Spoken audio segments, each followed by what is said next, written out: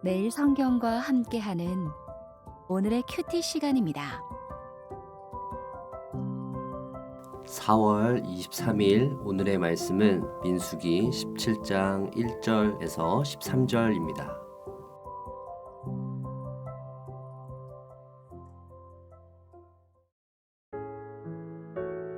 여호와께서 모세에게 말씀하여 이르시되 너는 이스라엘 자손에게 말하여 그들 중에서 각 조상의 가문을 따라 지팡이 하나씩을 취하되 곧 그들의 조상의 가문대로 그 모든 지휘관에게서 지팡이 12를 취하고 그 사람들의 이름을 각각 그 지팡이에 쓰되 레위의 지팡이에는 아론의 이름을 쓰라. 이는 그들의 조상의 가문의 각 수령이 지팡이 하나씩 있어야 할 것임이니라. 그 지팡이를 회막 안에서 내가 너희와 만나는 곳인 증거궤 앞에 두라. 내가 택한 자의 지팡이에는 싹이 나리니 이것으로 이스라엘 자손이 너희에게 대하여 원망하는 말을 내 앞에서 그치게 하리라. 모세가 이스라엘 자손에게 말하매 그들의 지휘관들이 각 지파대로 지팡이 하나씩을 그에게 주었으니 그 지팡이가 모두 12이라. 그 중에 아론의 지팡이가 있었더라. 모세가 그 지팡이들을 증거의 장막 안 여호와 앞에 두었더라. 이튿날 모세가 증거의 장막에 들어가 본즉 레위 집을 위하여 낸 아론의 지팡이에 움이 돋고 순이 나고 꽃이 피어서 살구 열매가 열렸더라. 모세가 그 지팡이 전부를 여호와 앞에서 이스라엘 모든 자손에게로 가져오매 그들이 보고 각각 자기 지팡이를 집어들었더라. 여호와께서 또 모세에게 이르시되 아론의 지팡이는 증거궤 앞으로 도로 가져다가 거기 간직하여 반역한 자에 대한 표징이 되게 하여 그들로 내게 대한 원망을 그치고 죽지 않게 할지니라. 모세가 곧 그같이 하되 여호와께서 자기에게 명하신 대로 하였더라.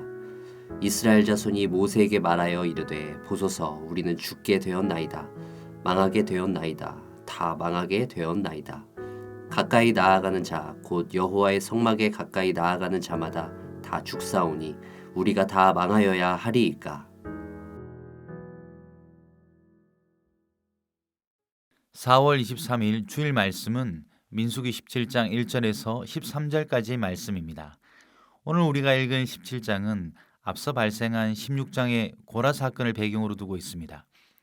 16장이 불과 지진을 통해 자격 없는 자를 심판하신 사건이라면 오늘 본문은 누가 자격이 있는가를 알려주시는 사건이라 할 수 있습니다. 이 사건은 흔히 말하는 아론의 쌍난 지팡이 사건입니다. 하나님의 명하신 절차와 내용을 간단히 살펴보면 이렇습니다. 하나님은 모세를 통해 각 지파 지도자의 이름이 적힌 지팡이를 회막 안 증거궤 앞에 두라고 하십니다. 그 중에서 레위 지파의 대표로는 아론의 이름을 쓰라고 친히 지시하시며 이 테스트의 의도를 짐작할 수 있게 합니다. 그런 다음 그 지팡이들 가운데서 하나의 지팡이를 택하시고 그 택함의 증거로 싹이 날 것을 예고하십니다.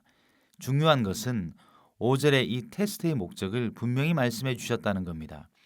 그 목적은 이스라엘 자손이 모세와 아론에 대하여 원망하는 말을 하나님 앞에서 그치게 하는 것입니다.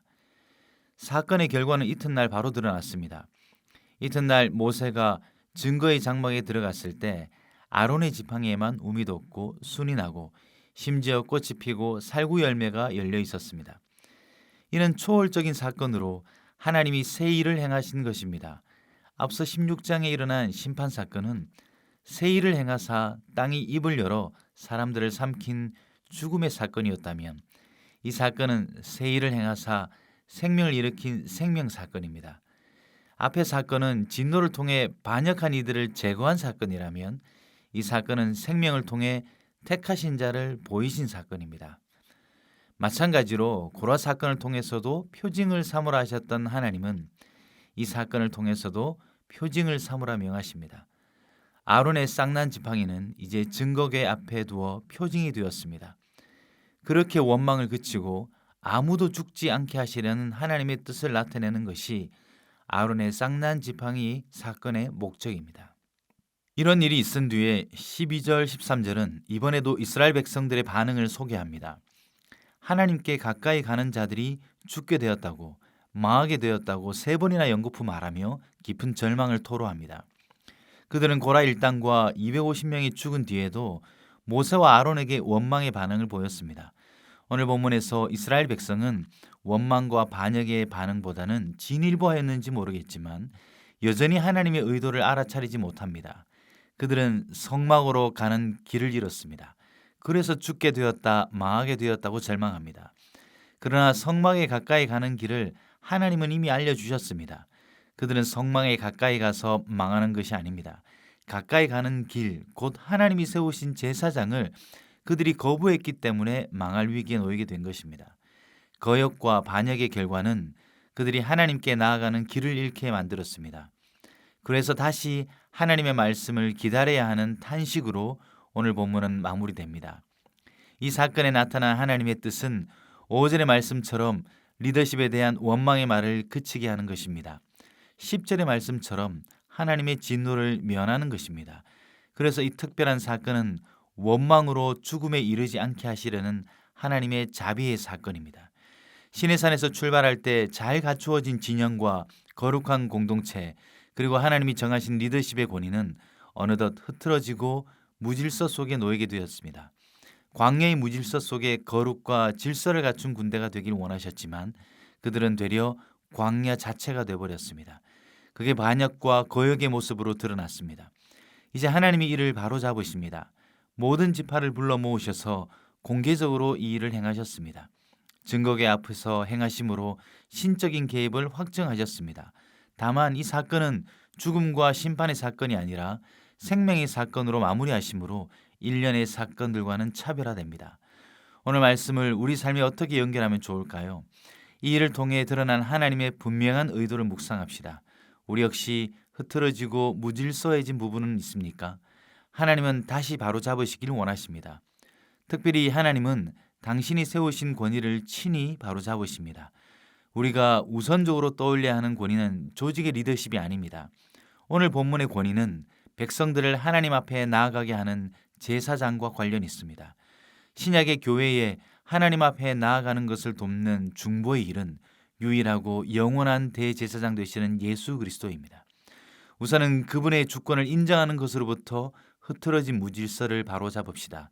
모세와 아론에게 반역을 일삼는 이스라엘 백성의 모습은 그리스도의 말씀에 순종하지 않는 우리의 모습과 닮아 있습니다. 불순종이 반역이고 자신의 방법을 길이라고 여기는 것이 거역입니다. 교회의 머리 되신 그리스도에 대한 순종이 없다면 우리 역시 길을 잃고 맙니다. 그 일을 하나님은 우리에게 이미 보이셨습니다. 싹이 난 지팡이처럼 생명의 사건을 십자가와 부활을 통해 보이셨습니다. 그리고 그것을 오늘도 묵상하며 기념할 수 있게 하셨습니다. 아론의 싹난 지팡이 기념물은 우리 안에 십자가와 부활 사건으로 기념되고 있습니까? 그것이 우리를 향한 하나님의 뜻입니다. 그래서 그리스도가 길이고 생명임을 인정한다면 그분의 말씀에 순종하는 것이 마땅합니다. 그런 다음 교회에 세워진 권위를 존중합시다. 오늘날의 리더십이 신적인 권위로 절대화될 수는 없습니다. 하지만 광야의 교회나 오늘날의 교회에게 원망과 불평으로 반하는 것이 하나님의 뜻이 아닌 것은 동일합니다. 권위를 인격적인 리더십으로 한정할 필요는 없습니다.